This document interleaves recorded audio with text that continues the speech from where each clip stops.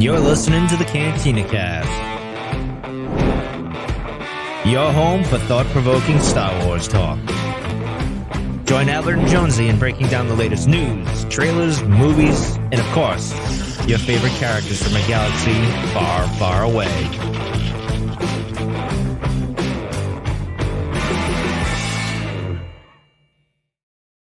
Hello, everyone, and welcome to the Cantina Cast. My name is Albert Padilla, and today is a very special occasion. So, if you were a follower of the show, shame on you. No, seriously, if you know anything about the show, know what's going on, you guys know that we are recording this today, May 16th, 2021, which commemorates the 10th anniversary of the Cantina Cast being on the air.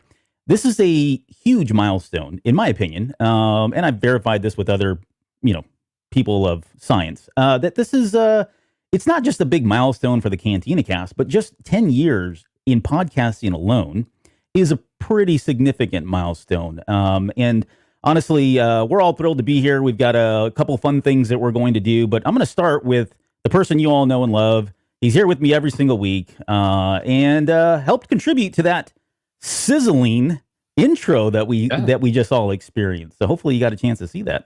Yeah, nice work, man. Jonesy, welcome to the show. Appreciate it, man. Yeah, that worked out pretty nice. Nice work. It was a good collaboration. It was kind of like I got this idea, he had this idea, and we kind of merged them together, and it was fun. Yeah, same with like the title card. We just kind of threw things out there and came up with something that we thought kind of looked cool. So we hope people like it.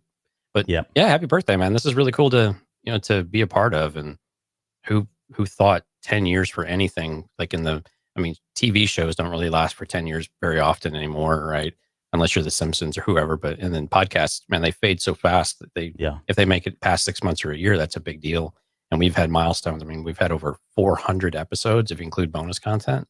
So it's insane. And really cool to be a part of this and everything that Mike helped build. Oh, wait.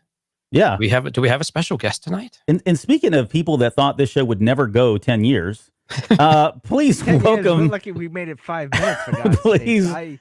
I have no idea how the hell we made it to 10 years. Honestly, this show was almost dead 10 times over throughout the years. But so anyway. that ominous voice that you hear is none other than the executive producer of this show, the Dark Lord of Podcasting. He's our very own Crosshair as part of the Bad Batch.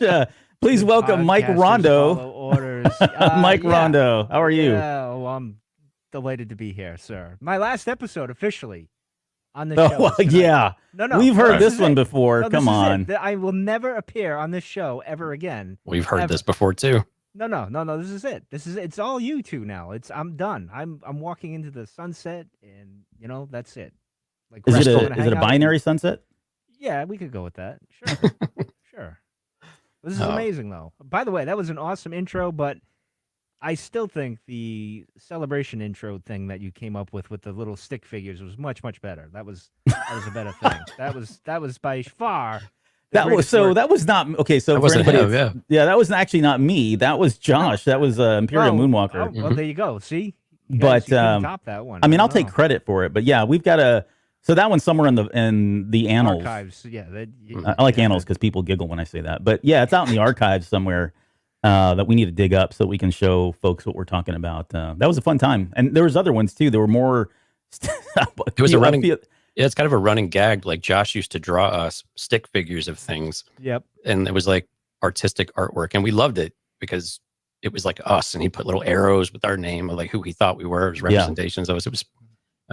And then I would take them and add in the effects. So I would add in like laser blasts and explosions and all kinds of stuff. So it was a great time. But all right, so not too many inside jokes here because people are going to start tuning out. But hey, it's no different than any other show. Right. Yeah, I showed up, so they should. Okay, well, let's get started. We've got about 3 hours of content here, so I want to make sure to get through it all. First off, you're cutting it. Get your coffee ready. Before we came on, I had to have some Dunkin' Donuts coffee, which was horrible, but it's all we had in the house. And, yeah. Because this is like Good my for bedtime. Because I'm a crotchety old man now, so. Yeah. Anyway. Well, so let's start with this before we get into some of the fun stuff that we've got. Let's get into the not so fun stuff. What do you have? So, Mike, just reflecting on 10 years, I joke that you never thought the show would go 10 years. And I think there's probably some truth in that several times, right? I mean, you weren't joking when you said, I thought the show was dead many times already. But just reflecting back in the 10 years, what's that been like for you? A nightmare most of the time. Stressful. I get a lot of gray hairs from doing this. Oh, please. I'm serious. And that's stuff I'm not going to get into here, but you guys know. A lot of people know what all that entails, but it's I am surprised we've made it to 10 years. I kind of contribute that to me I'm not one to throw in the towel on something like I start and create or whatever. I kind of just write it out and see where it goes. And usually it's a disaster. Somehow the toboggan here kind of weaved its way and lasted for whatever reason, and we didn't hit a tree. We dodged a few, but we're still here, and that's pretty impressive because I don't think anything else that I've come up with or created has ever lasted more than 5 minutes or 10 minutes. And here besides your daughter, but yeah. Well, yeah. Well, actually, my daughter was born 2 days after our first episode premiered. So this is technically my first child, and Morgan's my second child. But, I like Morgan a little bit more than the Cantina Cast. But, I thought you say than the other child, but yeah, sorry. No. It's obvious with the editing performance that we usually get from you. Yeah, well, yeah.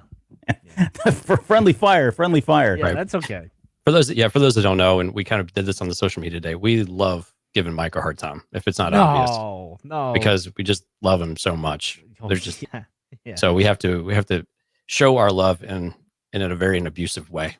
Yeah, and he really does deserve pretty much all of it. Yeah, I agree. Yeah. The good and the bad. Yeah, that's right. Mostly bad. Yeah, take the good, you take the bad. No, you take them both. Stuck in my head. There you have. Great. Facts of life. This is not the basement, guys. Come on now. All right, so let's get this back on track here. And you said toboggan. I thought we saw this as more of like a slip and slide, like circa 85, circa slip and slide. They have a new slip and slide that's out, and it's $100 at Costco. Totally different. But that's neither here nor there. Okay, so let's get into. We're celebrating the 10th anniversary. We had a lot of folks that reached out to us today on social media before the show. We were on a meeting for May the 4th be with y'all, and it was kind of a wrap-up meeting, and there were some folks in there that expressed some kind words, and I really do mean that. I mean, you think about it, you kind of said it right. 10 years at anything is a pretty significant milestone. I know we joked with you at one point when we hit, what was it, episode 300? You're like, no, that's not a big deal. We got to, we're over 400 at this point, still probably not a big deal in your mind, but are you willing to come on air officially and say that 10 years is a big deal? Yeah, all right, I'll say that. I'll give you that because, like I said, the show should have been dead 400 times already in the 10 years that it's been around. Once with Brian and I, then Joe and I, and everything else, and things that have happened throughout the years. I was ready to rip my hair out, and this takes up a lot of time. I don't think people don't understand. Yeah. Especially in the earlier days. See, we're streaming on StreamYard right now, and the file is going to be recorded. It's easy to rip off and kind of post it and be done with it. In the old days, we had the way we edited and recorded things. It took up a lot of time, especially when you were editing that and learning how to edit. That took hours, and it was crazy. And you just wanted to rip your hair out half the time because you're like, oh, the audio doesn't sound like this or that. Mm-hmm. Even now, you get glitches now. Like someone said my audio is low. It could be. Who knows? I don't know. But yeah, it's just crazy to think that it survived this long with all the turmoil that goes on in the back that most people don't see. Because the thing is, it does take up a lot of time. And then how do you juggle your family, friends, other hobbies and interests that you're into? And then this becomes this, it takes on a life of its own. And it's crazy how that happened. It went from a simple thing to this big thing that kind of just snowballed into something. But yeah, and when we took the show over, we really saw that because there was, anytime you have when you have a changeover in host and personality, people really grow attached to what they're, what they know and what they fell in love with the show. And it set such a high bar for Albert and I to come in. I mean, I remember how nerve wracking it was a lot of the time of like, how do we do what these guys have been doing for so long that I know Albert and I both were huge fans of when we, came in and started listening to y'all. And, but I mean, it's just a testament to what you guys had built in the time. And yeah, there's a lot of sacrifice that goes with it, time and energy and effort, and you bump heads with people along the way too. And there's a lot that goes into it, and it's but you got to smile and be pretty for the camera and go on like everything is hunky dory, right? Sometimes, even though it's kind of in a rough spot elsewhere. But yeah, and you guys always pulled it off, man. It was always great. Well, we were drinking half the time, so that helped. That's right. Yeah. So Albert and I don't drink during the show. Maybe that's the which problem. Which is why the show is better than when it was back then. So yeah, that could be it. Yeah. Well, so we got a couple things. So I want to get into. We've got some questions for you, Mike. Jonesy's going to pick up that. That's going to be this first segment we kick off. We're going to do. You've got some questions for us afterwards. Oh, okay. Just a few though. We're not as many.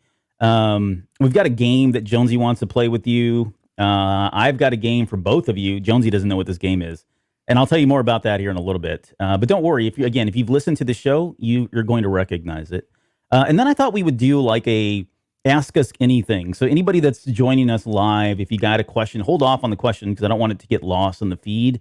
But as long as they're clean, you guys can throw in questions there, and kind of we can spend some time kind of interacting back and forth with the folks that are watching the live show. And then finally, I just thought we would kind of end this whole thing on getting your final thoughts on the 10 years and all that. And then Jonesy and I kind of want to speak about, have you speak about what you feel is next for the show. And then we've got some thoughts about things that we'd like to do and all that. But I got thoughts. All right. Where we going? Yep. Yeah, it's going to be the Newlywed Game, by the way. Where's the plug? I got to find the plug. Where's Michaela? There you go. She says, I want it to be a Newlywed Game.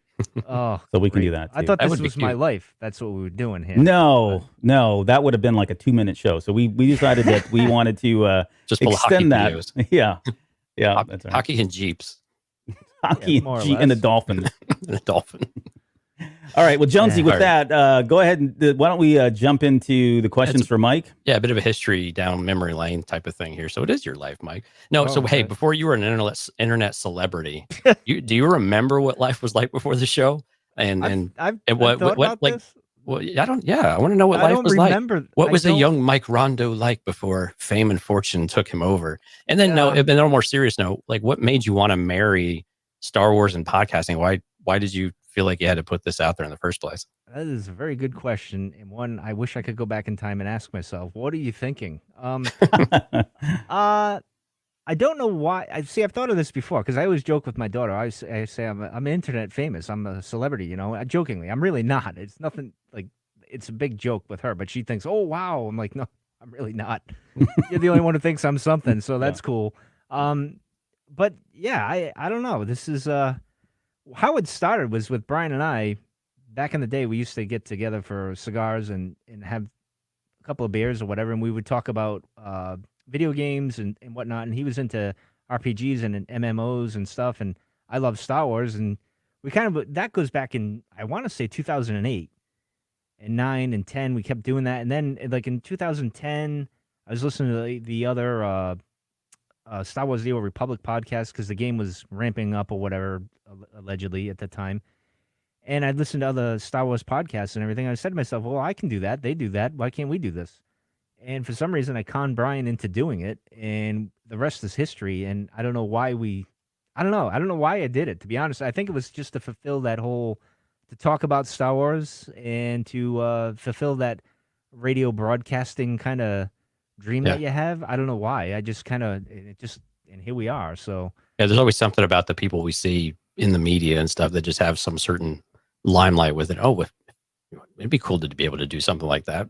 I don't know. I just always found it fascinating, like sports talk radio or political talk radio where they're just talking and doing their thing. Mm-hmm. I thought that was great. Like you get paid a few hours to talk and do that. And I'm like, well, I could probably do that. Whoa, hold on. You get paid? Not really, no. Man, I'm renegotiating my contract. Yeah, well, we're going to have to let you go there, Jonesy. Sorry about that. So, Albert, we're going to have to find a new co-host now. Fantastic. Only kidding. Well, and the thing about, just quickly, like you think about podcasting around that time, right? There really weren't that many podcasts, to be honest, right? I mean, it was such a niche kind of thing. And I know there was a lot of speculation as to how well this thing was going to do. I mean, because this is really, truly when it podcasts were on before that, but they weren't like they are today. And there certainly weren't as many Star Wars podcasts as there are today. You can't even keep up with it. I mean, it's like there's a new Star Wars podcast every single week. Sometimes it feels like, and that's fine.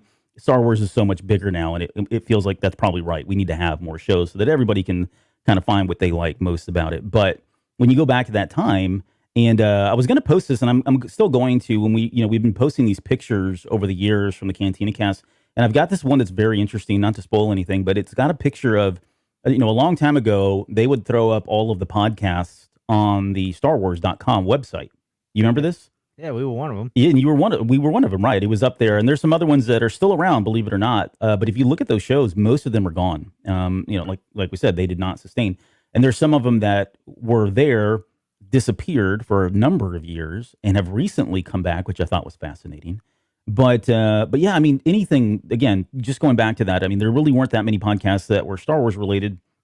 And I think Disney and or at least Lucasfilm realized, okay, we can't, this is not sustainable with the growth and how many are coming or up and coming every single week, every month. And so they eventually dropped all of that. But it was a very different time. And so that was always, the question was really around like, why even take the chance? And I get it now. It feels like, I mean, I understand. I know that you've always wanted to do some kind of radio thing, right? Well, I think now that's more of a complicated thing to do. Like you said, there's so many Star Wars podcasts. There's so many podcasts in general.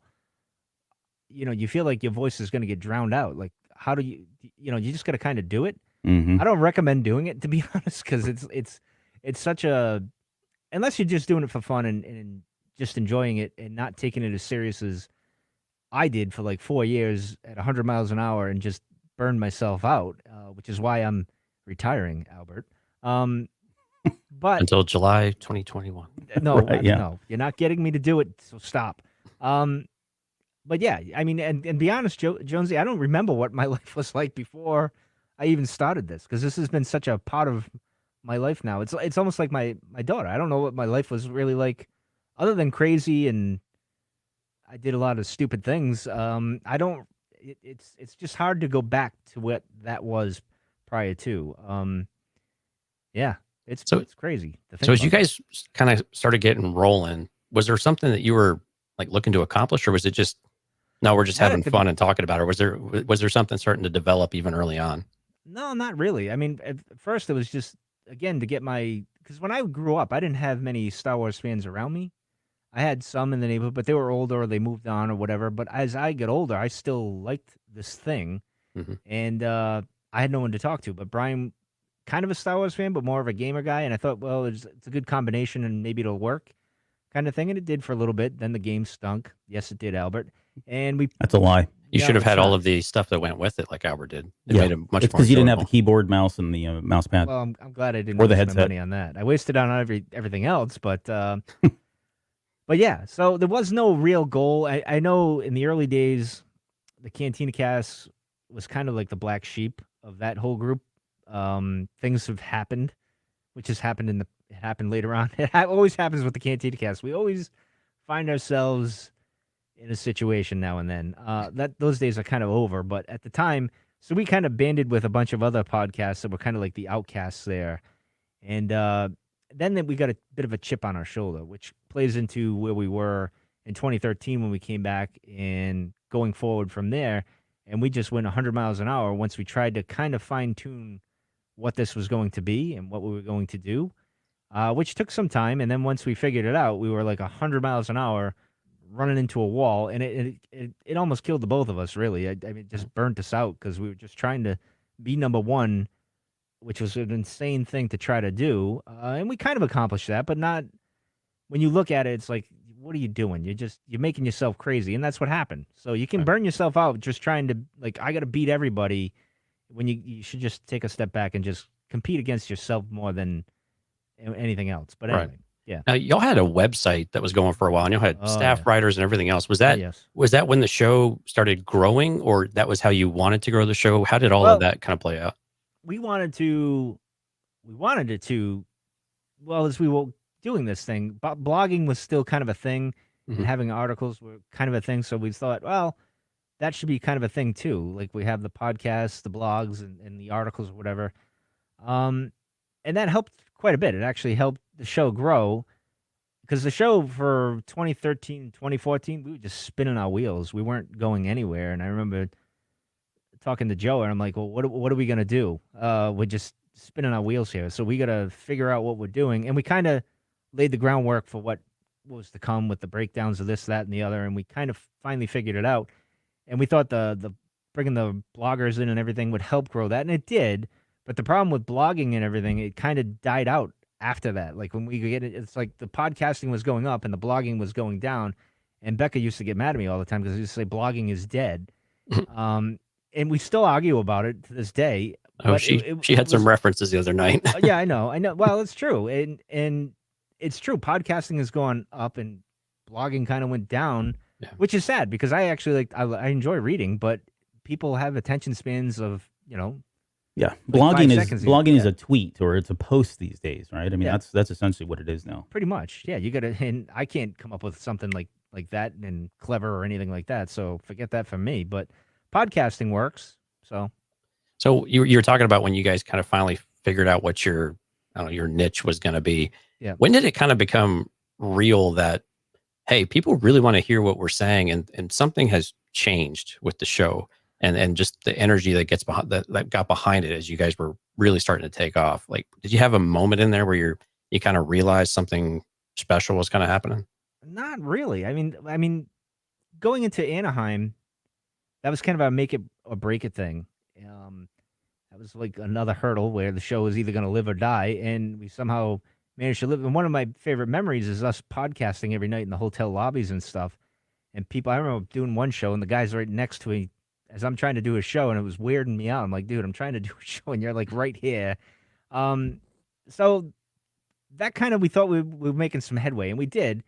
And then The Force Awakens comes out, and we thought we did something great. Oh, all right, we're doing good. And things kind of, leveled out or whatever. And then Rogue One came out, and then it just went off the charts for some strange reason. Well, there was one reason, I know why, and a lot of other people do it, which is really technically not the way to go about it. But we were going up, before we did this little cheat or hack with iTunes, we were going up. But then we decided to experiment, and we did that, and then we really went up. And then it petered off, and then I changed things, so we went back to being legit and not doing things not so good. And the numbers just stayed up for like a year and a half, and it was just baffling to us. Probably the weirdest thing was my friend Tom. He's a friend now, and he used to blog for us. FedEx Tom, as I always reference him as. Mm-hmm. He showed up one day, he knocked on the door, and my wife answered, and he asked, "Is Mike Rondo here?" And she's like, "No, he's not. You got a package for him?" He goes, "Oh, no. I listened to the Cantina Cast, so I'm driving and everything." It was the weirdest moment. And my wife, to this day, I would say, "Hey, I told you I was a big deal. You don't want to believe me, but so that was weird. It's been a strange. Anytime something like that happens, it's weird to me because I'm really just a normal, regular guy. I'm not one to think anything great of myself, and to have all that stuff happen, or even people when we're in Celebration coming up to you and say, "Oh," and you're like, "Oh, really?" It's crazy. It is crazy. So, but yeah, I guess Rogue One is really what made it kick in the high gear, where I'm like, oh, people really are interested in what we're doing and breaking things down and all that stuff. So what made y'all land on the character dissections? I mean, because that really became that and the psychology of really became the staples of the show that really had people coming back overly. If I remember a lot of the comments and the reviews from around that time, I mean, those were the things that people just absolutely loved. How did you guys land on that specific type of target? Well, that was prior to even starting. You got to go back to like the Revenge of the Sith stuff there. I got all these books. I've posted them before online and everything. Star Wars and Philosophy, the Tao of Star Wars, all these other interesting books, the mythology of Star Wars. There's a whole bunch of them I've had. And I was going through a rough patch of my life, one of the many. And I was kind of reading all that stuff, reading philosophy, psychology, and all these things that I was always interested in, but diving even more into. And I was using Star Wars to kind of make it, I guess, more palpable, or I was able to digest it a little bit better and understand it a little clearer, because the characters I relate to, everybody relates to, I would say all the Star Wars characters are one way or the other, the dark side, light side, in the middle. We all have those kind of sides to ourselves. And it kind of just went from there. And, Joe and I were talking, we're like, oh, well, we kind of want to do this. And the Force Cast at the time used to do the Clone Wars roundtable or whatever. Mm-hmm. And I love that. and they basically did with that. And I said, well, why don't we just do that all the time with like the characters and whatnot, and just break it down with psychology, philosophy, and quotes as well. Which you guys probably should revisit the quotes thing, because now that we get all this other information, especially with Obi-Wan, I really do hope they go back to the Obi-Wan once thought as you, because I swear in the Kenobi series they're gonna meet again and they're gonna duel. They're gonna that have line's gonna be tied up, and maybe you'll get me to come on the show and so I can come on See, and say I told you so. There's the door. There's the door. It's now cracked. No, I'm closing it again. It didn't take anything. You did it yourself. You did it yourself. Closed. Yeah. It's closed. That's it. But anyway, sorry about that.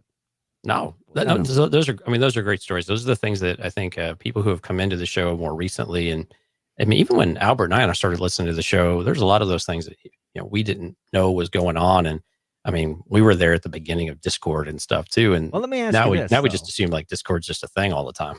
Yeah, I know that I was against Discord actually at the beginning. Right. I was like, I don't want another headache. That turned out to be one of the best things y'all did, I thought. Yeah. I would have to say, yeah, in retrospect, yeah. It's actually because we got a little family over there, a little community. It's pretty cool. We all have different ideas and backgrounds and thoughts and everything. We somehow managed to get along in this day and age. That's probably one of my favorite goals of achieving on the show, is that we've actually managed to be civil in there with everything going on in the world. Had some touch and go moments. Well, a few. Yeah. But let me ask you this though. Half of them were your fault, but whatever. Yeah. Please continue. What's your question? From your question? point of view, sir, I'm always right. But anyway, I got at both of you. I'm going to get into my question here. The one that really matters to me most here is, how did Albert, and then I'll get to you, Jonesy. How did you come about the Cantina Cast? What made you? It was a I don't know, dare. you might have told me this. Yeah. It wasn't. Yeah. No, I think I did tell you this. I was on a. I was really not into podcasts. This is probably around. It was right before Rogue One. I think I was part of that influx of people that were that surge of folks that were coming on to the show around that time. So this would have been about what, 2015, 2016? 2016. Around there. And I really wasn't into podcasts very much. But I've always been into Star Wars, and and this is how ignorant I was. I mean, I really didn't really want to think about podcasts or any of that stuff. And I was going on a camping trip, and I had about a 4 or 5 hour drive before I got to the location. Is that what it is? I got a great voice for putting people to sleep. But yeah, no, that's not it. So Julie and the Pogs. Yeah, right.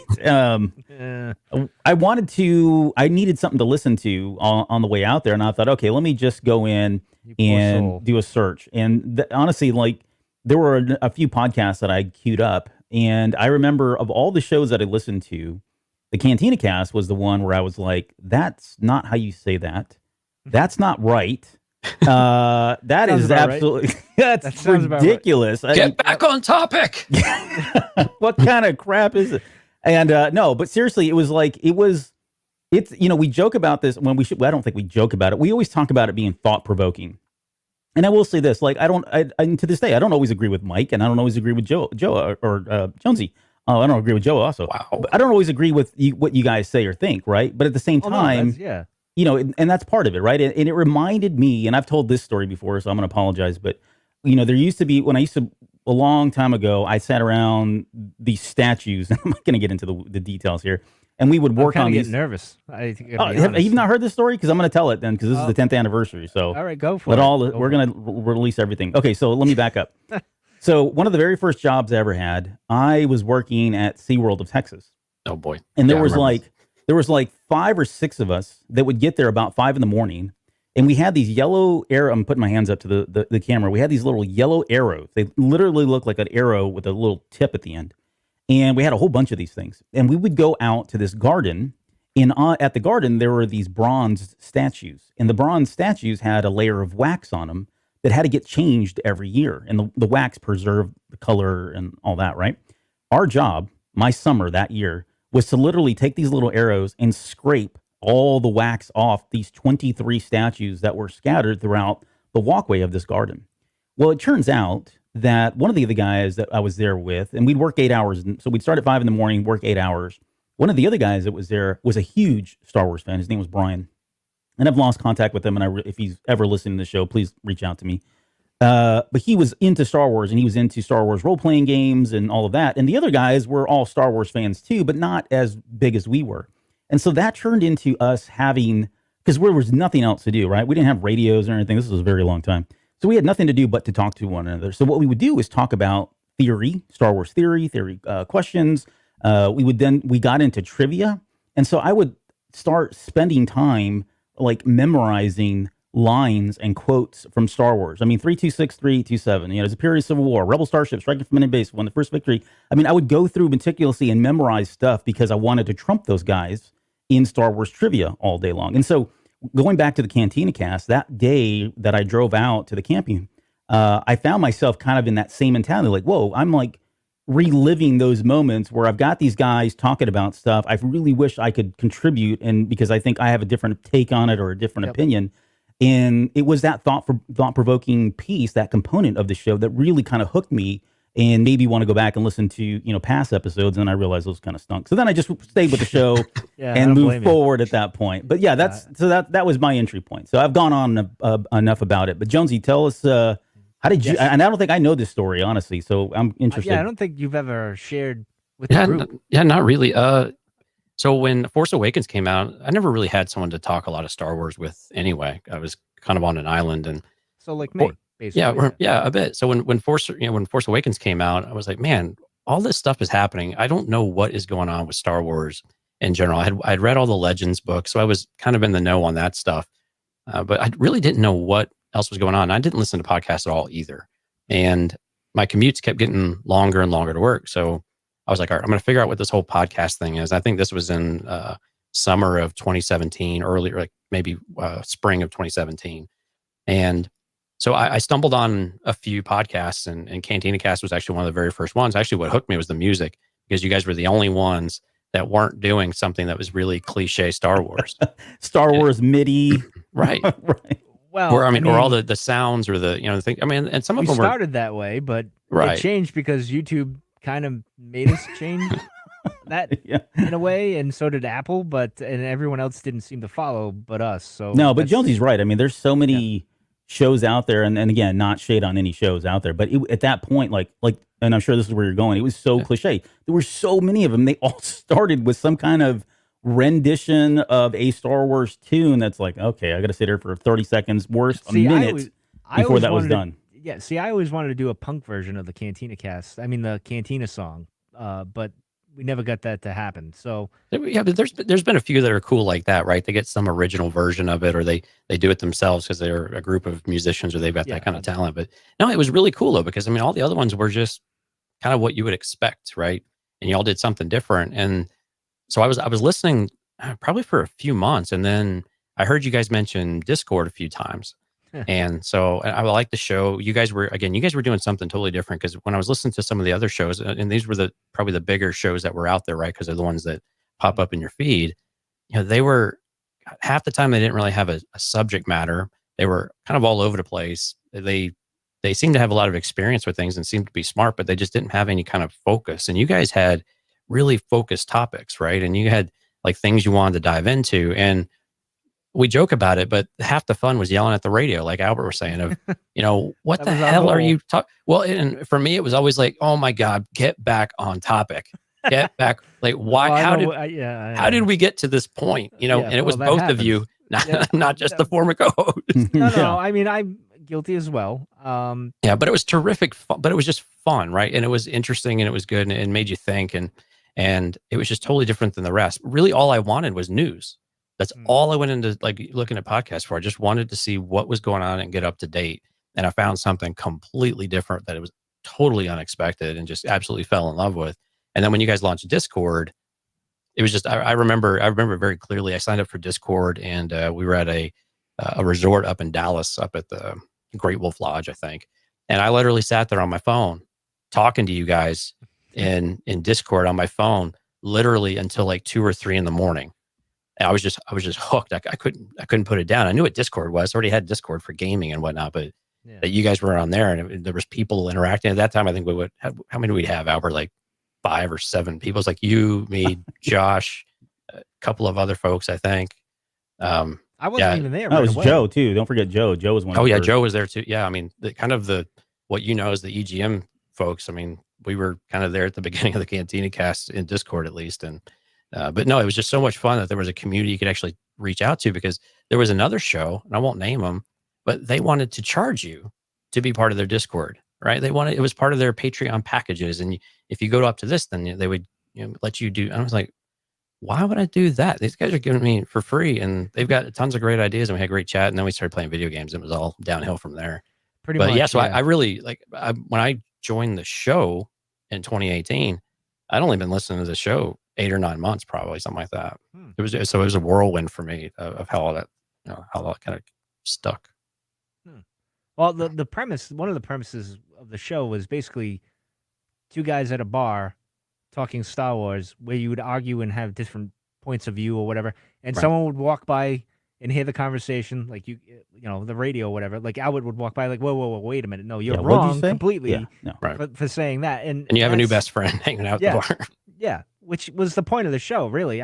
We always said we weren't experts and we weren't always correct or whatever, but we tried to get it so you would say, no, you moron, that's not right. This is what it is, or whatever. And we had that back and forth. There are times people have made me change my mind, because one of the things I like, challenging my own perspective on things and kind of putting it to the test of what I believe all the time. And that's part of the show. That's the DNA of the show, if you will.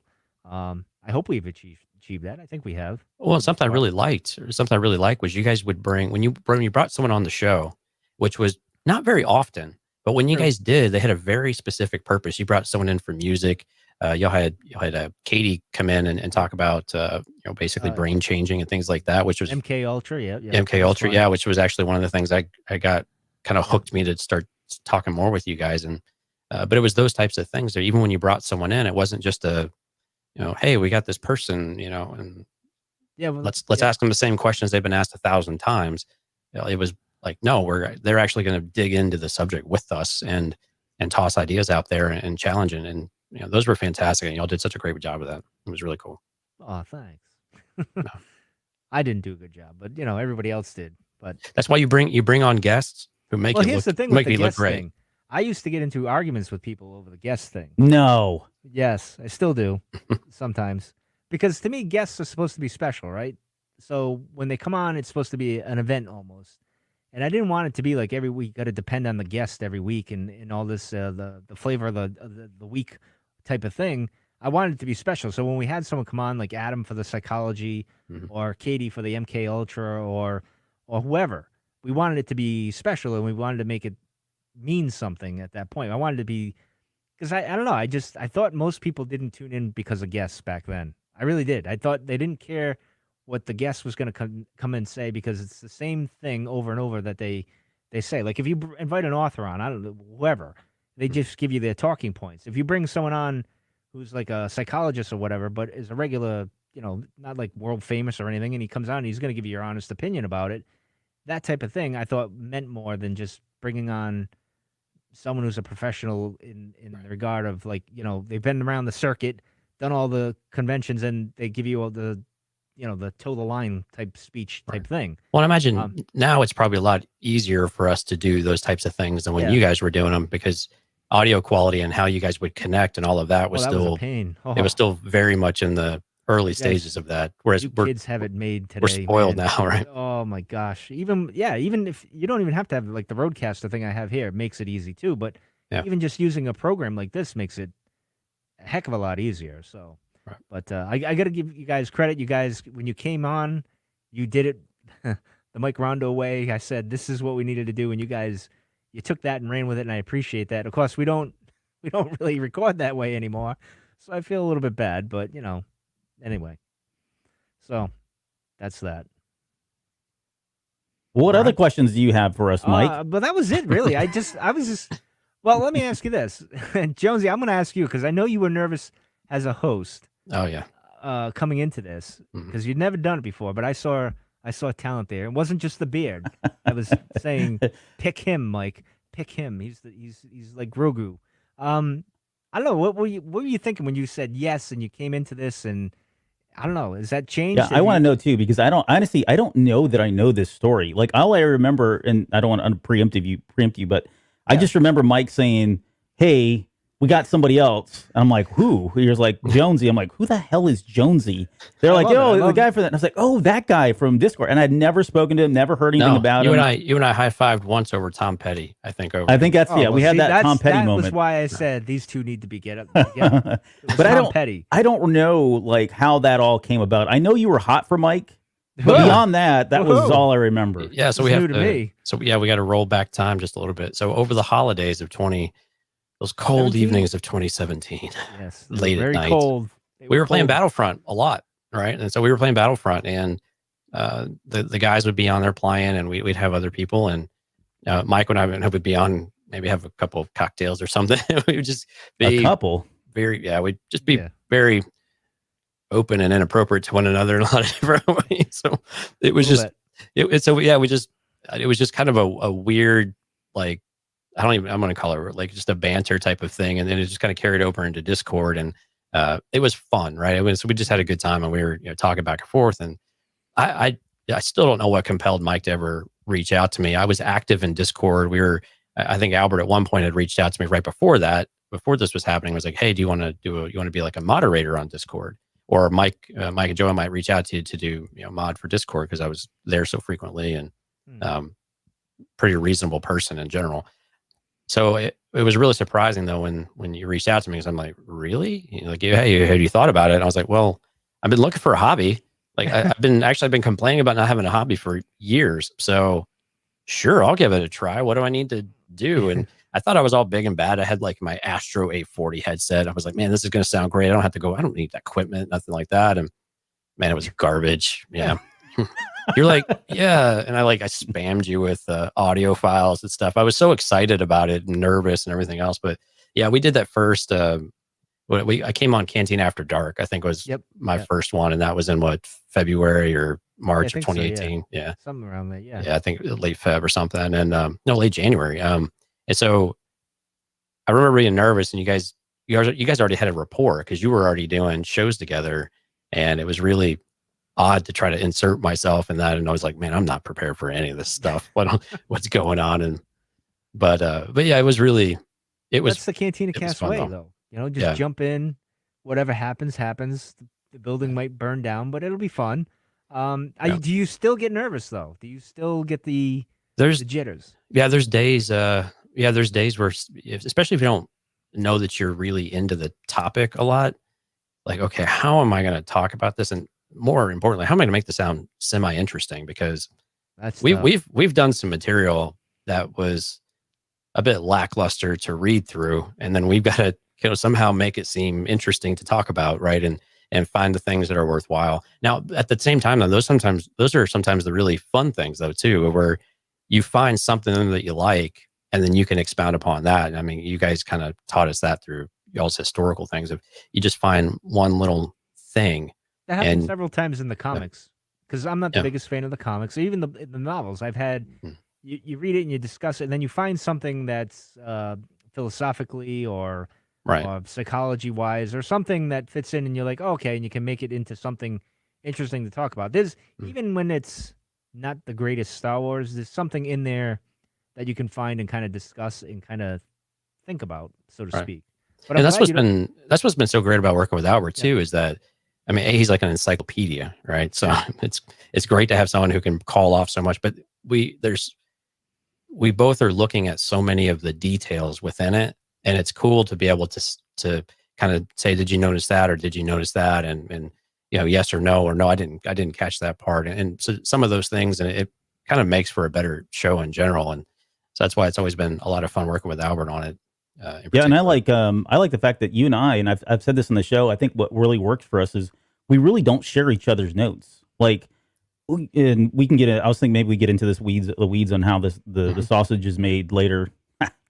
But in terms of how we put the show together, like you and I don't really, we talk about stuff. Joe and I did that too. And it just makes for a better show, right? And then it leads to a natural course of conversation as well, because when he says something that I didn't think about, I'm like, my mind immediately goes to, well, what about this and what about that, right? And so it kind of has a very organic, and I hate to use that word because it's cliche, but it is very organic in terms of the way the conversation flows. So I've always enjoyed that part of it, and I know you and Joe did that because when I came in, it was. I mean, I'm not doing anything different than what you guys were doing, right? When Jonesy and I get together, it's really just kind of carrying on that same formula that I think worked for both of you.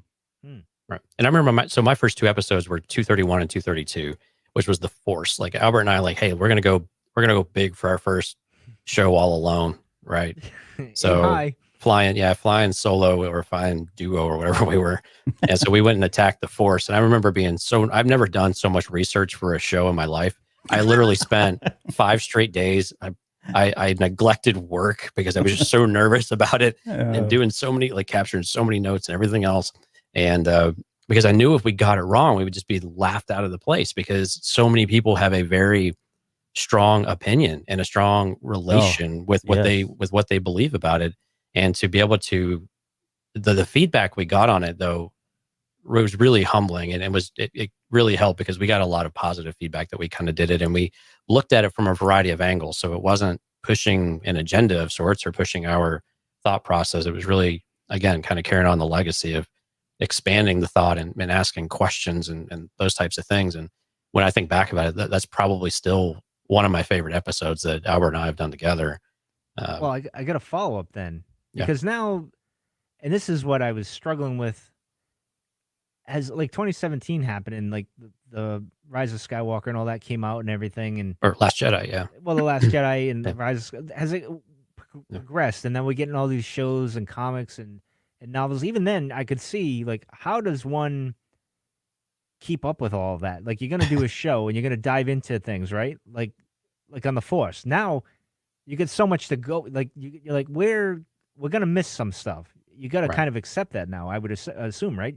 Well, yeah. When Albert might want to take this one because him and I have talked about this when we had a lot of things going all at once. When was this? Was this 20? I think at the end of 2018, maybe. We had so many, or end of 2019 rather, we had so many things going on with Rise of Skywalker. We had Mandalorian going on. And then I think there were 1 or 2 other things, and we were just trying to fit it all in.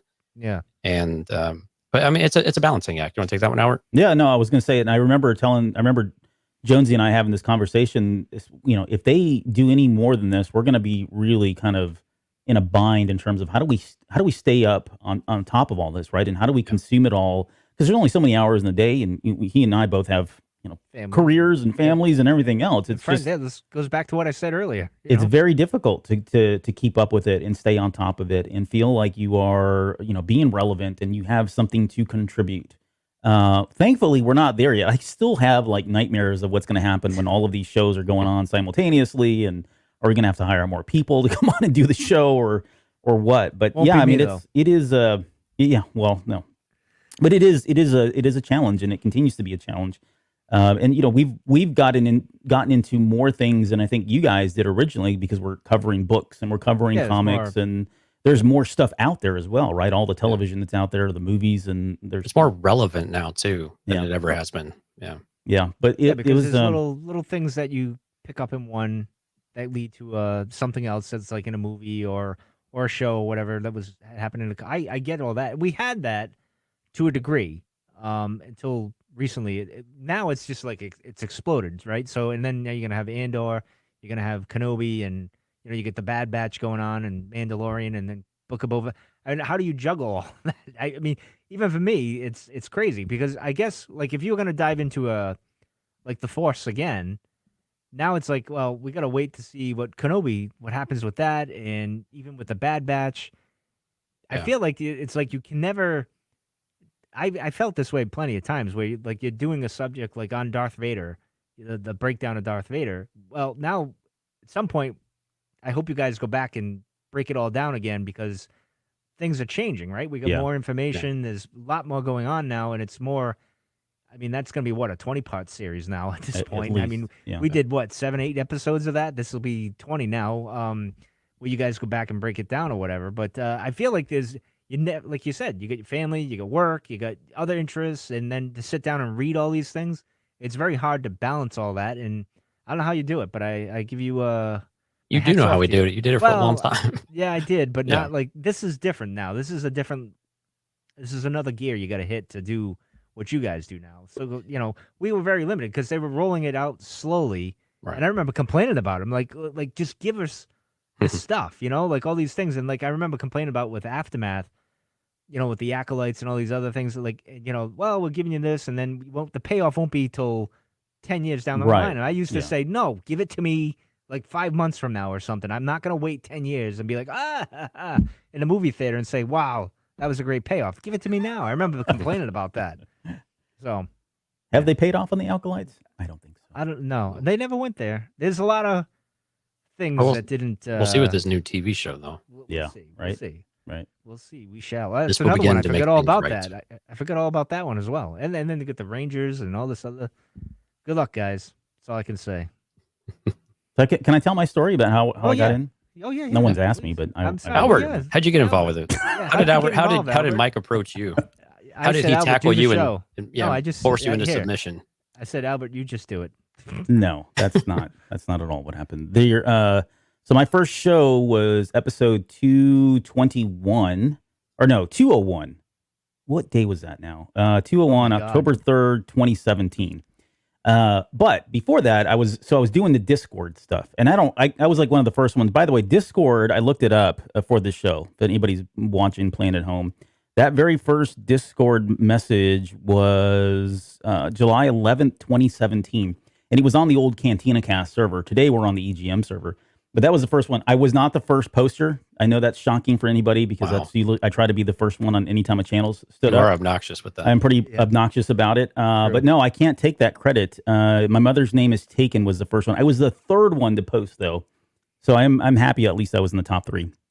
But I was in Discord because I was playing Star Wars Galaxy of Heroes and I had Discord for that. I had never used Discord before. And again, kind of like you and everybody else that tends to join, you hear the plug on the show, hey, come join us on Discord. We're talking about Star Wars. And much like Jonesy, I was like, okay, fine. I mean, here's my opportunity to really get back at these guys and for all the crap I've had to put up with them. And I joined into Discord, and it was just me being active more than anything. And the way I got in, and Mike, I don't know if you remember this, you guys were testing something. Oh, it was Cast. Yes. So it's an application that we used to use. Petticoats and Poppies still uses it as part of EGM, but we used to use that to record the shows. And Joe and Mike were experimenting, and they posted something in Discord one night. It was like, I don't know, 11 at night or something like that. It was really late. And they said, hey, we need to test something. Is there anybody in Discord that'd be willing to kind of jump on and just do a quick check for you? And I didn't have anything going on, and I had a crappy microphone or little headset thing going on. I was like, hey, yeah, I'll do it. Just tell me what I need to do. They sent me the link. I jumped in there. And I didn't know what to expect. They were just like, hey, can you hear us? I said, yeah, I can hear you. Go ahead and say something. So I started saying something. And when I was done, I think it was Mike who said, okay, cool. Thanks for all your help. And I'm like, okay, well, I guess I'm leaving, jerk face. So I logged off. And about a week. Charming. Oh, man, you have no idea, guys. Yeah, I'm very charming. About a week later, I think Joe reached out to me. And he was like, hey, have you ever thought about doing podcasting? And kind of like you, Jonesy, I was like, no, I've never even considered it. Although I used to do a voice at SeaWorld, but that's another story. I said, I've never done anything like this. I said, but I'd be interested in coming on to the show if you guys are looking for help. And he's like, yeah, for sure. Okay, so here's what you got to do. We just need you to come up with a show topic and come up with your show notes and then send them to us and we'll get you on. I thought, what a bum deal this is. Like, I have to do all the work. Like, they invited me onto the show and they wanted me to pick a topic. They wanted me to come up with the talking points in the show notes, which I've kind of done to other people too now because it works and I get why they did it. But so I didn't know what to talk about. I'm like, well, crap, I don't know. So then I went to the back catalog and looked at everything they had discussed. And I thought, you know what? I'm just going to talk about what like the most intriguing thing about Star Wars to me. And it's really about family attachments. Because at the heart of it, for me, Star Wars has always been about family. It's about mothers and fathers and relationships with children and all of that. And I felt like that was something that hadn't really truly been discussed in any kind of great detail. And so that was what I pitched to them. I don't think either one of them looked at the show notes because when we ended up talking about it, it was kind of all over the place.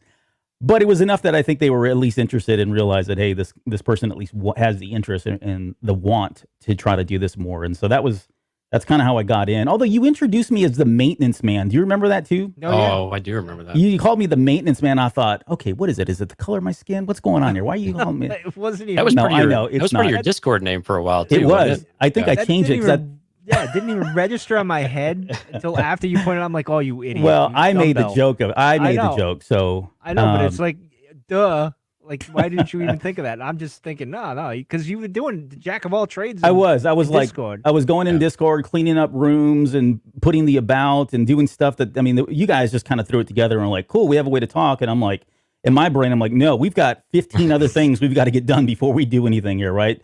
And so I was just trying to get stuff done for you all. And so that kind of gave me that moniker of a maintenance man or maintenance guy or whatever it was. But yeah, that's kind of how it started. And then from there, I don't know. And then I didn't hear back from you like for weeks, like nothing, like dead silent radio silence. And I thought, well, that was fun. That was great. These guys are class act. Yes. Yeah. Use me to come on and test something, then use me for one of their show contents, and then kick me to the curb. Yep. That's our reputation. But that's how it all started. Yes. All right. So, and I've been bitter ever since. Well, I mean, better. I've been better ever since. Sorry, not bitter. It was the Freudian slip there. Yeah, sure. So, what's been the highlight for you two? Ooh. Oh yeah. I'm Jonesy. curious. What's Jonesy's there have actually been several. You were talking about Celebration earlier, and I think when we went to Celebration, it was not only was it a really awesome experience of being there with so many Star Wars, like only all focused on Star Wars, but seeing you guys and the rest of the EGM folks and the podcasters. I mean, so Albert and I had one of those moments like you did that was just surreal and over the top. And I think I've told this story once or twice, but we had two different people kind of do this. But this guy walked up to us and we're at the podcast meetup. So there's a bunch of other, podcasts there and whatnot and people mingling around. And this guy who had a few too many cocktails for the evening, came up and was like, "Hey, you're Jonesy from the Cantina Cast." I was like, "Yeah, Albert's right here too. If you want to say, no, man, I'm not worthy, man. You guys are amazing." Literally bowing. Yeah, in front of us. Now, see, I never get that. So, I mean, that's pretty cool. Now, he was pretty lit, to be fair. Intoxicated, yeah.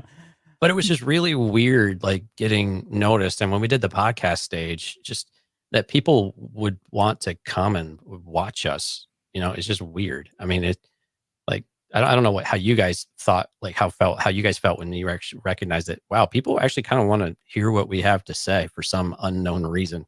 But it was just, crazy. Yeah. But I mean, so Celebration was a good one, even though it was kind of a beginning of a tough time for me, but man, so that was really great. I always loved Discord though. And we've had a few shows that just always like stick out. And the Force one I talked about earlier is one of the main ones that did, but anytime I always loved, I love Q&A shows. I think those are the most fun. I hate those they're easier too. You don't have to well, plan I know as that. much. That's probably why I don't like them. I don't know. But they're so much fun. I mean, you get some questions sometimes that are interesting. To be honest, they always turn out to be good shows. For some reason, I just don't like them. I don't know what my problem is. I never liked them. It's like the guest thing. Like it's just something that's stuck in my head that makes no sense. See, it's like Discord though, right? So we joined Discord to talk to you guys because you guys are famous, right? Yeah. So it's one of those times that you had a chance to have your name called out to billions and billions of people, that listen to your show and actually be able to ask a question and have someone talk about it is pretty neat. And then then go tell them how wrong they were about how they analyzed your stuff after the fact. Yeah. But they're just fun because they invite a lot of candid conversation. I think Albert was mentioning this earlier where, we don't share a lot of thoughts before we go on the air. Right before we go on the air, we'll usually toss a few things back and forth. Yeah. But other than that, we don't really know the crux of what each of our stances are on a lot of things. And that's what I like about the Q&A is that they just open up for candid conversation. And sometimes they evolve into different things. They're just a lot of fun. Yeah, and that was kind of the springboard from a certain point of view, right? Mm-hmm. I mean, we realized that and acknowledged that some of the questions that come in are really good questions, and they do warrant a heavier conversation more than just, oh, let me give you a 5-minute kind of answer thing. And we've been I think it's been successful, and we've had some great hosts on, co-hosts, guests, and we've got some more lined up. And this has gotten kind of in the way of a lot of that stuff. So we've got some more stuff coming. But yeah, I mean, fault. no. It's well, I mean, yeah, it is. But it was, there are some really good stuff out there, and credit to our listeners and supporters, right? I mean, it's kind of an echo chamber.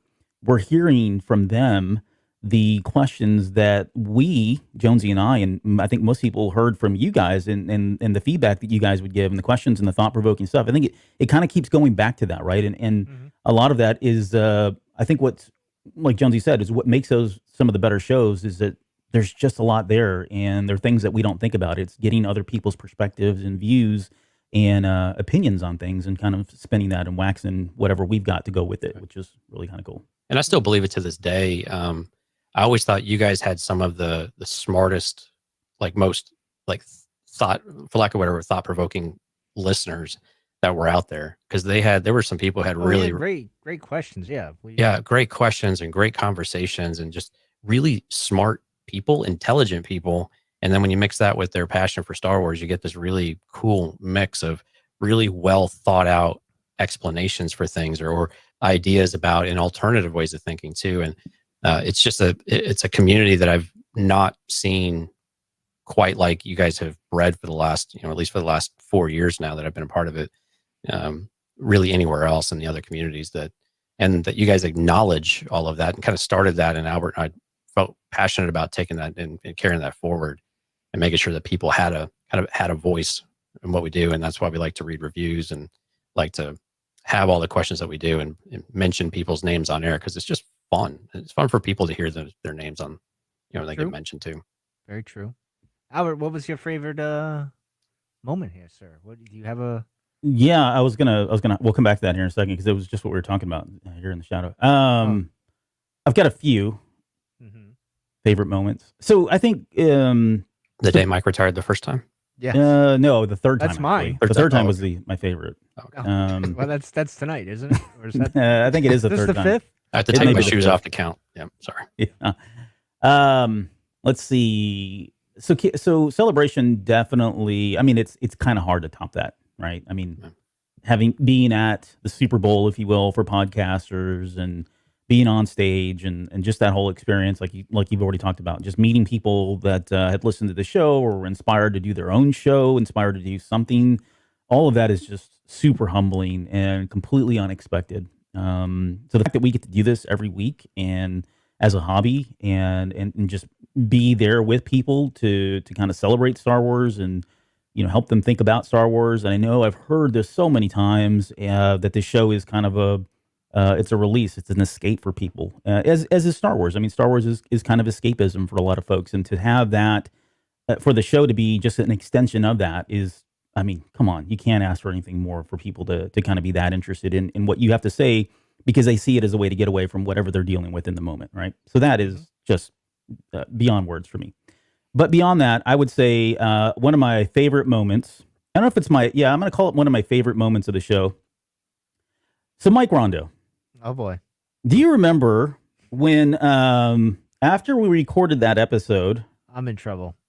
So after we recorded that first episode, I noticed that the show had not been released, and it had already been 4 or 5 days or something after we had recorded. Again, I didn't hear anything. No one was talking to me about when the show was going to come out. And I'm sitting there going, what the? So I reached out to Joa, and I'm like, hey, I mean, I don't want to be a jerk or anything, but remember that show? You remember the show we just recorded, the three of us? It was amazing and awesome. Yeah, and I'm like, I've told my family about it. I've got people set to listen to it, right? And I've not heard a single thing about this. And he just responds back in Discord. He's like, well, go check with Mike. And I'm like, well, I've never really messaged Mike. I've never spoken to him outside of that one stupid test that we did that I was bitter about, and the show that they just did that I'd never heard anything about. And so I ping Mike, and I'm like, crap, this guy, I don't know anything about him. I don't know what he's going to respond to. He's going to think I'm coming across as being pushy. And I said, hey, Mike, when is that show going to get released? When is the episode going to air? Like this? Yeah. And Mike, tell the viewers what you responded back with. I said, when it's done. That's it. That's it. When it's done. And I thought... That's Mike Rondo in a nutshell. And I thought, okay, what a jerk that this is. First off, this is what you didn't understand, though, Albert. As editing back then, we had 3 separate tracks, and I had to line them up, and I had to oh my goodness, certain thing.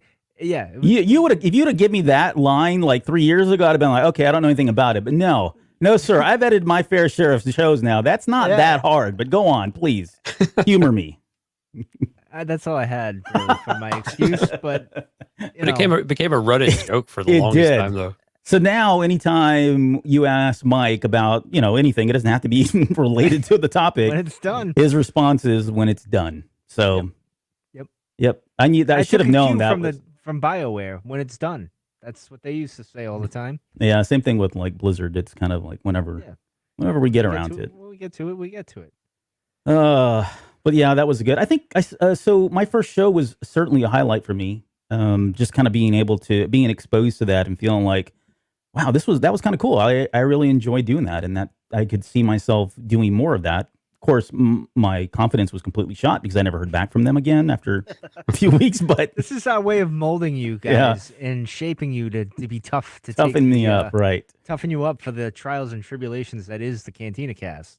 Yes, and it worked. Look it did today. See, it did work. I do like, even though technical issues aside, I really enjoyed what we did just a couple weeks ago with the May the 4th be with y'all. That was a really cool moment to just be able to merge a charity benefit, kind of a charity event, with what we were doing on the show, and being able to use the tool that we're using tonight to record and kind of interweave that. Again, we had some technical issues that we've already talked through. We know exactly why they happened now, but just being part of all of that, and having Steph there, and all the people that we met. Johnny's with us, I think, tonight. He was a big part of that, part of SilverLakeCreative.org. That was a really cool experience, and it really opened our eyes to what more could be done here next year. And so hopefully that'll continue to build momentum. Now, speaking of 10 years, like if you go back in the Wayback Machine, 10 years, even 5 years ago, to be able to do what you tried to do, or you did, basically, you had your difficulties. Technical difficulties happens no matter what.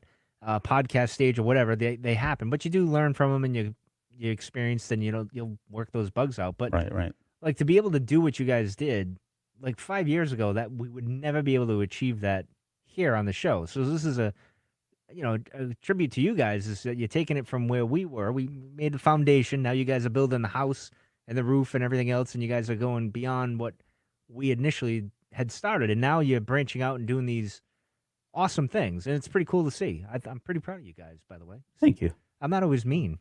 See, sometimes I'm nice. Sometimes you're nice. We'll see how the rest of the show goes. Yeah, that's true. All right. Okay. Well, I think we're done with the questions. Enough, patting each other on the back. Yeah. Great session. No, it was a good therapy session, I think, for all of us. But yeah, let's do this. Let's get into the game. So it's making me nervous. Jonesy has a game here for you, Mike. And is this a drinking game? No, you may want to get liquored up for this if you're playing at home. Right. So, Mike, need you to raise your right hand. Say, I, Michael Rondo.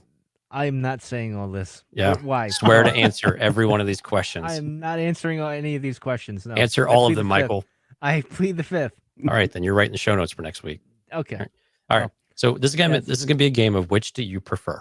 Okay. So I'm gonna give you two things. I just want you to pick which one your favorite is. All right. Okay. All right. All right. It's easy enough. First one: Porgs or Ewoks? Ewoks. Caravan of Courage or the Battle for Endor? Can I do I have another option, sir? Caravan of Courage or the Battle for Endor? The Battle of Endor. Battle for Mara Jade or Raylo? Mar. Wow. Or, that was a hard one. You heard he didn't even hesitate. I know, that's very true. All right. Yoder's walking stick or Luke's walking stick? Yoder. That's a beautiful one. I'll go with Luke. All right. Which era of Palpatine? Prequel, original, or sequel trilogy? The sequel trilogy, Palpatine doesn't exist. So I will go with prequel trilogy. Okay. Oh, wow. Interesting. Albert's facial hair or Pedro Pascal's facial hair? Both lacking. Both lacking. Albert's much more handsome. Oh, well, thank you. No, why? Can I get you a drink? he's getting that yes, salt you and pepper may. going. It is very, very distinguished. It is. Okay, which are you more excited for, Mando season 3 or Book of Boba? Book of Boba. All right, Cantina Cast 2011 or Cantina Cast 2021? Oh, 2021. Oh, very easy. All right, Biggs in a Speedo or Porkins in a Speedo? Porkins. I mean, come on. Wow, no hesitation on that one. Wow. The Old Republic or the High Republic? The Old Republic. High Republic. Wow. Wow, Albert. So not only did we get a Mara Jade, but now we've also got an Old Republic. Who is I know. this Who Mike would have Rondo? thought? I don't even know this person. I feel like he's really grown as a person today. This is really exciting. Okay, we're almost there. Okay, so which of these characters that we don't really have a backstory do you prefer? Plagueis or Snoke? Plagueis. I figured that was it. Okay, Ewoks cartoon or the Droids cartoon? There's no question in this one, but I'll take the Ewoks. The Ewoks. Yeah. All right, and the Droids last are- question: Star Wars Holiday Special or the Cantina Cast Holiday Special? Well, the Star Wars Holiday Special is better than the Cantina Cast one. Wow, it's that bad. Oh yeah, it's So- awful. For those that don't know, No, we there- don't need to know. there is a Cantina Cast Holiday Special that has not been released, and it was. for a short. Oh, did it time. actually get published? Yes, Okay. briefly. I was not on that, by the way.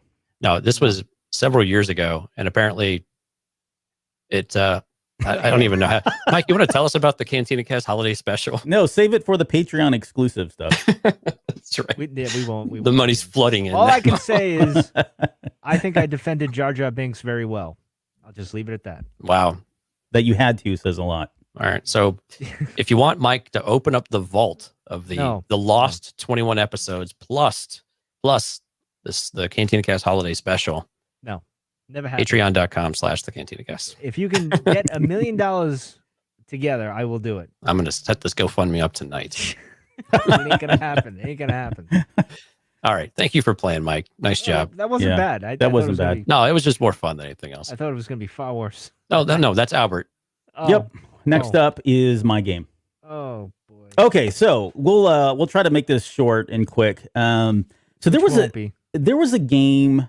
You guys did a lot of things. I know you guys threw a lot of stuff on the wall a long time ago, and I remember when I first started listening, you used to play this game, and I don't know that it ever lasted. I don't know how people liked it. I liked it. I thought it was fun, and it made me think, and I was always interested to hear what you guys had to say. It was the game about, I'm going to give you a word. You remember this? And then you got to tell me the Vaguely. first word that pops into your mind. Oh, vaguely. Yeah, I vaguely remember this. So you and Joe would do this, and Yeah. I could tell you hated it. yeah. So we're gonna yeah. do it again. Great. But this time I want you and Jonesy to do it. But I want you to, in the chat that we use, the private chat, send me Yeah. your responses. Okay? Because I want to. I don't have a read them keyboard. back. I don't have a keyboard. In front of me. What? Oh my goodness. Okay, then never mind. We'll just do them vocally. We'll do the first right. words that come to All right. mind. Okay. All right. So I've got 12 words here from Star Wars, and again, I'm going to say them, and I want you to just impulsively give me the first thing that comes to mind. Okay. You go first, Mike. Then I'll go, and we'll just go that route. Yep. All right. All right.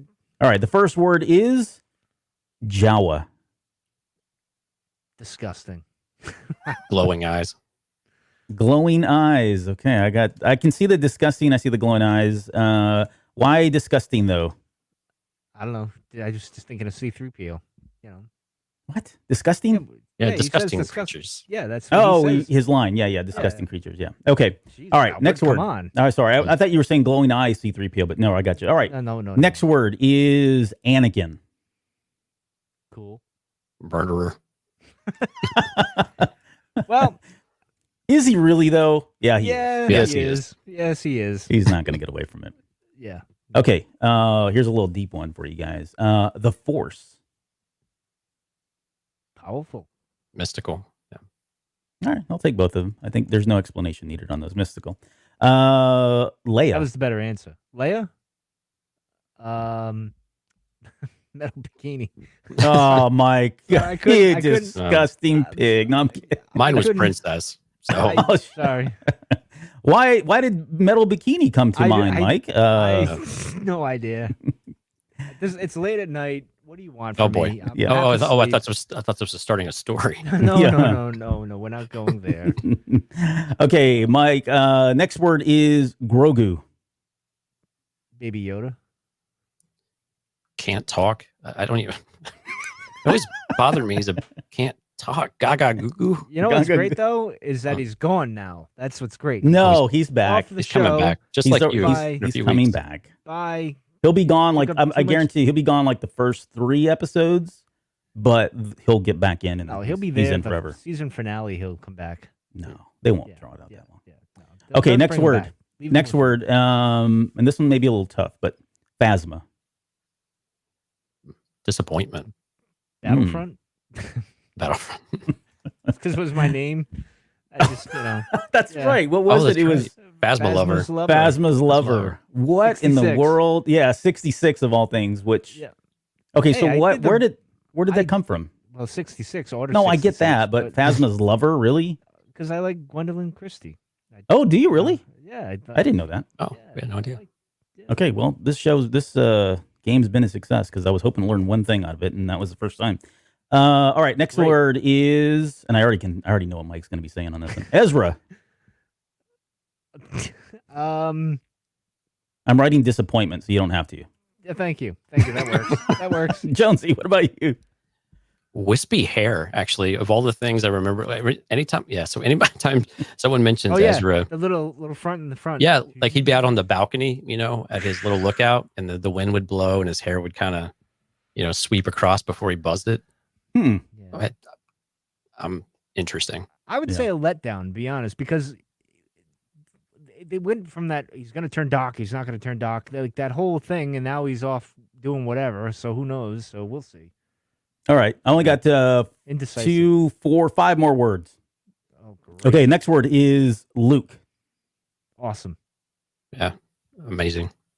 The greatest. Oh, amazing. All right. Next word is Empire. Powerful. Yeah. Iconic, actually. Yeah. I can see everything that goes with it. Yeah. All right. Here's a really good one. Therm Scissor Punch. Albert Padilla. Useless and Albert Padilla. Those 2 words have never gone better together than right now. Listen, I didn't say Albert. I just, wasn't me. Yeah. Okay, next one. Ray. Oh boy. Go. Mike's going to speak for both of us on this one. No, wait, no, don't do that. I'll just leave it at that. Yeah, okay. Skywalker. Actually, Palpatine. Palpatine. She chose her name. Yeah, okay. Palpatine. Okay, and the last word. Yeah, let's the last before word. This opens up a can of worms. Oh, yeah. And I saved the best for last. The last word is Mara Jade. The redhead I hate the most. And I love all of them. Except for that one. Jonesy? Rondo's lover.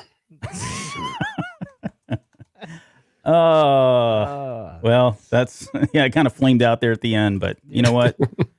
We got one good thing out of it. So, all right, that was it. There wasn't much there. I didn't want to I didn't mean to scare you guys if you guys were scared at all, but. No. Where are we in this thing? Let's do the Ask Us Anything thing. I mean, we've got some people that have popped in. We can't spend a lot of time on this because I want to limit this to like an hour and a half. So we got about 12 minutes left. We'll continue on with the show, but if you have questions or this is your opportunity before Mike goes away into the ether forever. Here's your opportunity to ask him questions, or if you want to ask us questions, you can. But whatever. Albert and Jonesy are gonna cross their microphones, and I'm going to be obliterated like Palpatine. Yes, yeah, exactly. It'll be the end of me. We are all the podcasters. And the old Cantina Cast will be dead forever. Oh, okay. So that, if anybody's got anything, feel free to throw it up. Yeah, and while they're doing that, Brian Whitesell shared a story with us, kind of what his Cantina Cast journey was. So as we're waiting for some questions, I'll just summarize this real quick. So him and his wife about 5 years ago were traveling around Germany, and they had their first son. About a year later, an EGM was formed, and another podcast was formed called The Basement. And so he had joined Discord, and Albert gave him a shout on The Basement, and he said it felt so great and it felt like a family. And so he still has those episodes saved, and now he has kids, so he could share that with them. But the bottom line is that it feels like a family, and he's not met anyone in person, at least not yet.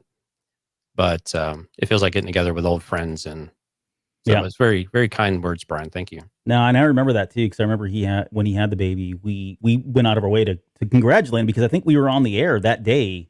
And keep me honest here if I'm remembering this incorrectly, but I think that day that they had the baby, we were on the air. If it was not that day, it was like right afterwards. And so we all knew each other in Discord. But we were so excited because this was his first kid, and he's posting pictures and stuff, and that's kind of it speaks to the family aspect, and just how much a lot of the folks that we've come to know in Discord, because we're in there and talking about a lot more than Star Wars sometimes, right? We're talking about personal achievements and milestones like this. That all kind of surfaces, and so it's kind of created a whole family atmosphere.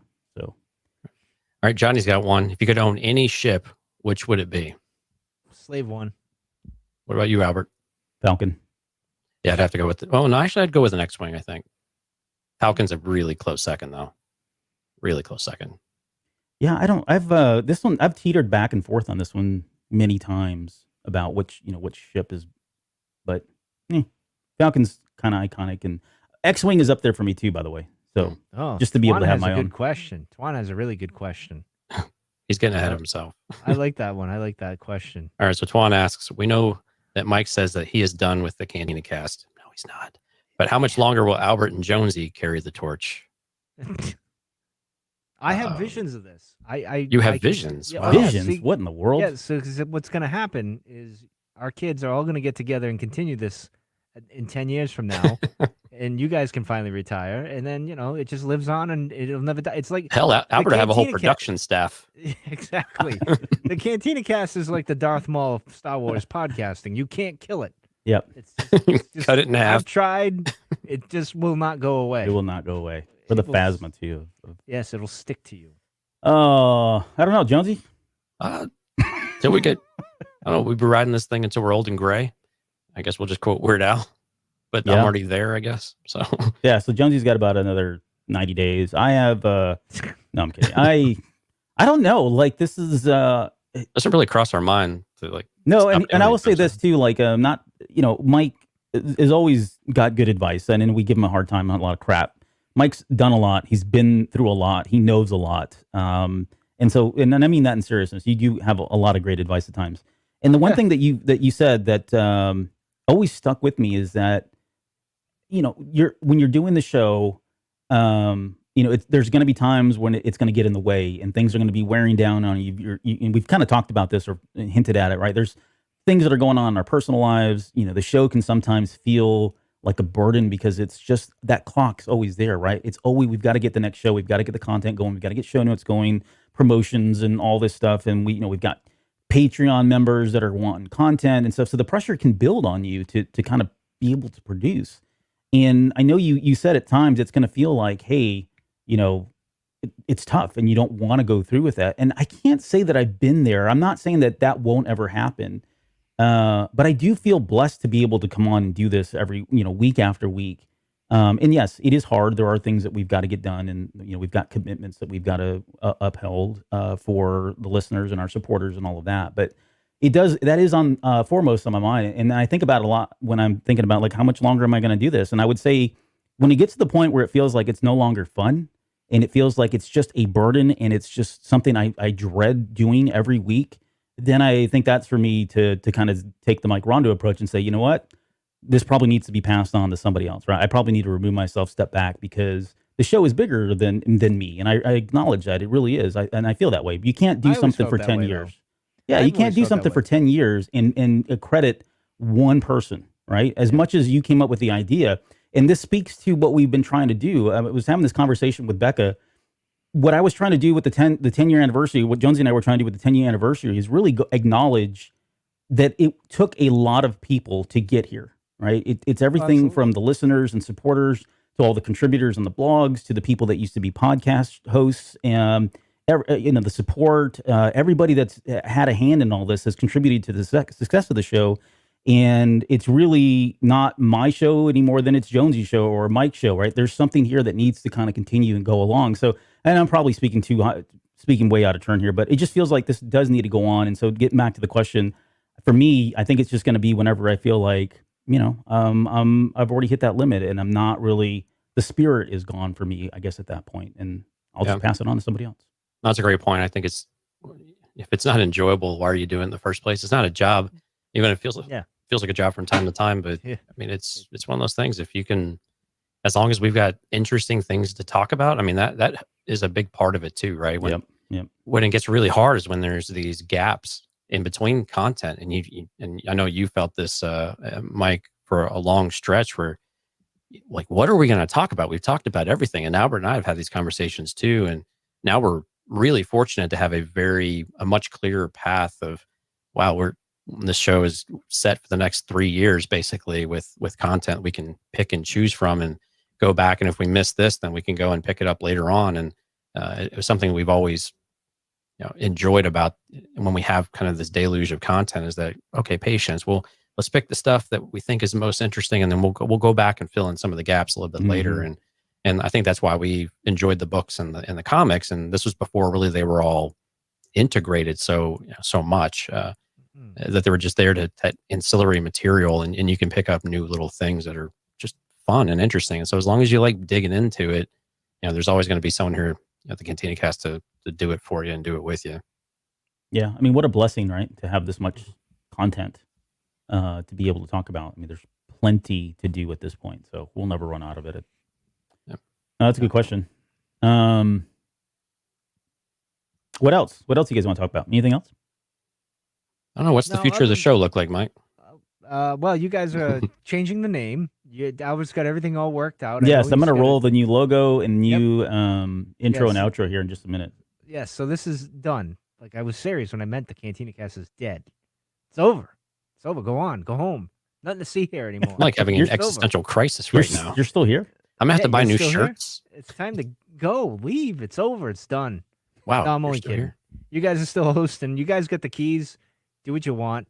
I trust you guys. You know what you're doing.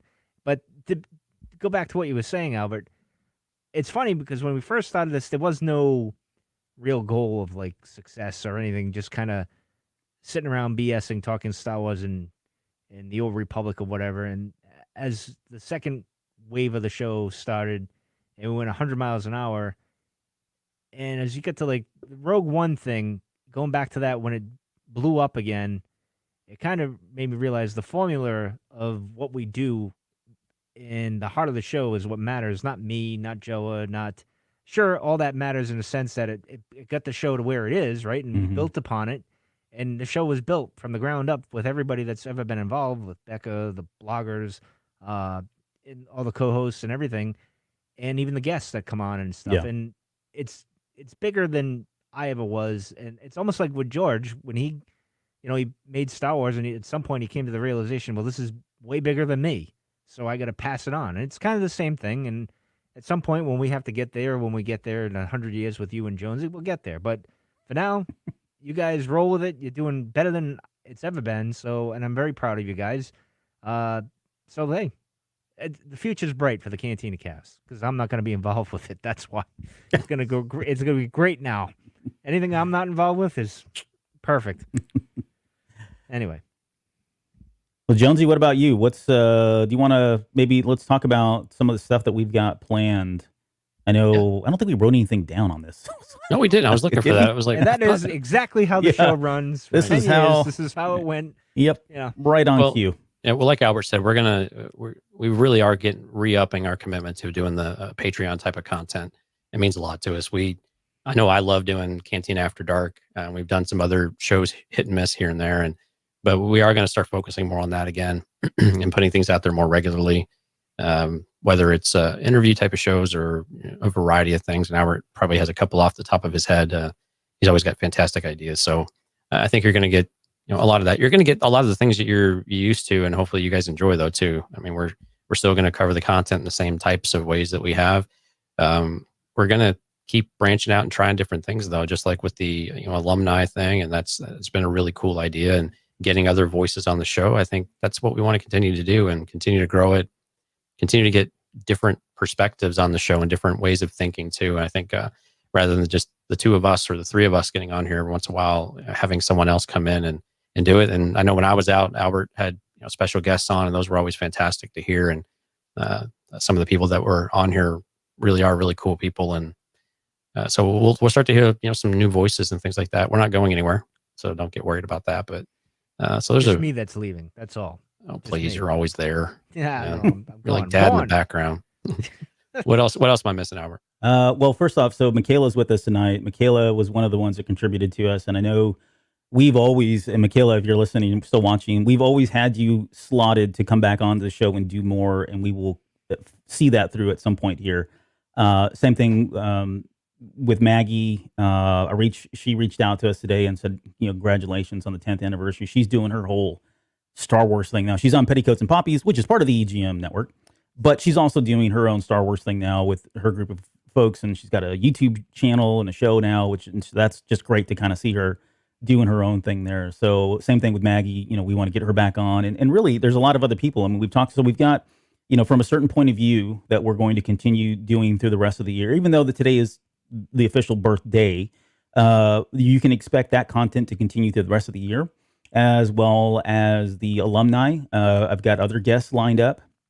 They're going to come on and kind of share their experiences over the last 10 years or, however long they were with the show and all of that. And if you haven't had a chance, go listen to the show with Becca. There's some really great stuff that she brought up there for that.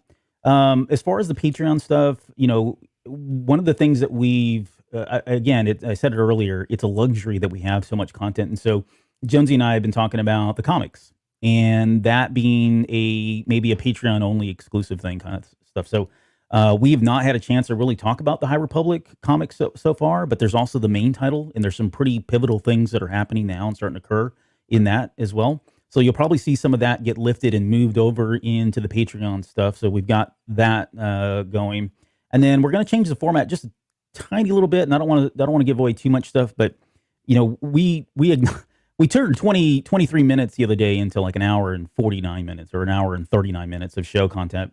And so what we wanted to start doing was kind of have a full show. We're not really doing anything different there, but we want to take certain aspects of that show and move them to Patreon only. So we'll still cover the content. For example, the Bad Batch. We're going to go through everything like we normally do, but there may be one or two components of that will move over into Patreon only.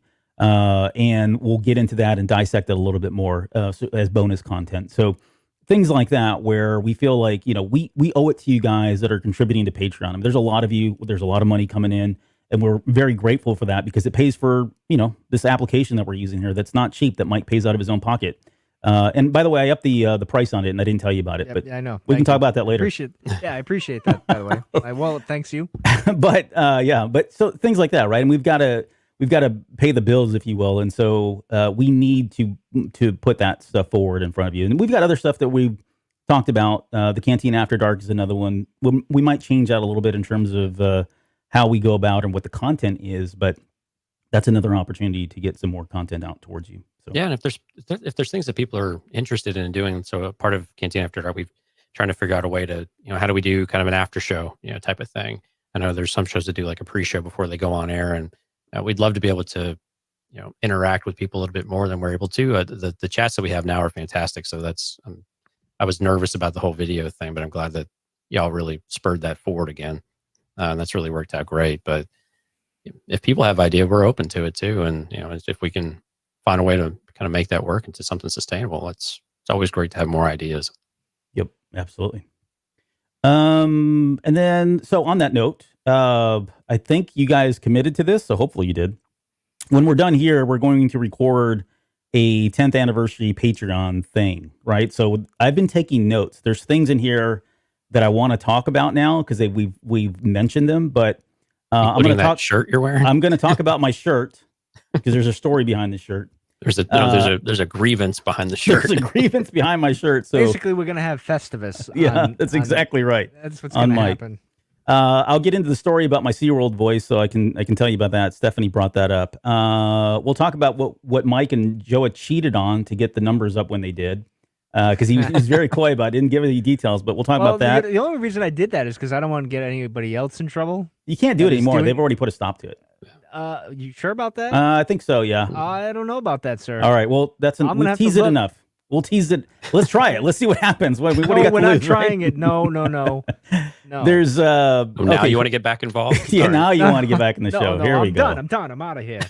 I thought we would talk about how we do the shows, or maybe we save that for another time. I want to talk about the lost 21 episodes. So I have all of the titles. I have all the titles of the episodes, and I have your bio from 2011 that I have not shared yet. Oh, let's not go there. And then maybe we'll get into the CC holiday special. No, let's just not. None of that. I didn't agree to any of that. Should we reenact the holiday special? We can reenact the holiday special. No, we're not. Jonesy, we had a lot of people reach out to us before we go, wishing us happy birthday. You want to kind of run through those? Yeah, we're just going to run down these names real quick. We're going to miss some people, I'm sure. But so if you reach out to us or you hit a like button, all that, thank you so much. It meant a lot to us, the retweets, the retells. But we got Rondell, we have Ash, Arturo, Fansolo, Keisha, Formalis, Salty Sith Lord, Little Red 1234, Orlando Calvrizian, Uthal, Michaela, who's with us tonight, Cab, AGE, BC White, Imperial Moonwalker Josh, Fisto Fury, Daniel over at the Star Wars Now This Is Podcasting podcast, Crusher 510, Neil Sega, Maggie and Nicole, of course, over at Petticoats and Poppies, KWG, Becca and Mark Sutter over at Tarkin's Top Shelf. Thanks for reaching out. Rural Farm Boy, and then Sarah Cairo, or better known as Dev Sibwara on Discord. And of course, all the EGM family and everything. Everyone's been fantastic. Did you have more, Albert? No. I think that was I threw mine in there. But yeah, thank you guys for wishing us, happy birthday in 10 years. Like I said, it's just mind blowing to me that the show's been on for 10 years. I don't know how. But, no, lots of alcohol, sir. Lots of alcohol. Lots of alcohol. Lots of coffee. I just got two special shout outs to two original Cantina girls who were there from the start, which is Kara and Vader Girl, Feck, who was another one, Monique. So thank you, ladies. You've been with us for 1,000 years. So just a tip of the hat to you guys. Thank you very much. And get well, Kara. I know she's still doing her thing. Of course. So. Get better. I think that's it. We're going to call this a show. I mean, thank God I'm retired. Hour and a 30. No, you got another show. You got the after show after God's this. Sakes, why do you always rope me in? We still got to do one more show. Didn't you let a guy die in peace in a shed, for God's sakes? Got another hour and a half to go, man. Oh, my God. Buck up. I got to work in the morning. Yeah. Not tonight. Not tomorrow, buddy. Yeah. All right. Well, that's going to do it for us on the 10th anniversary. We'll be back in 10 years to do the 20th anniversary. So please join us for that show. And we may even have Mike dug out of the basement at that point. So that's right. No. All right, Mike. This is it. Your opportunity. Your final words on the Cantina Cast. Do you have any final words for our listeners and supporters? It's been fun, but I got to go.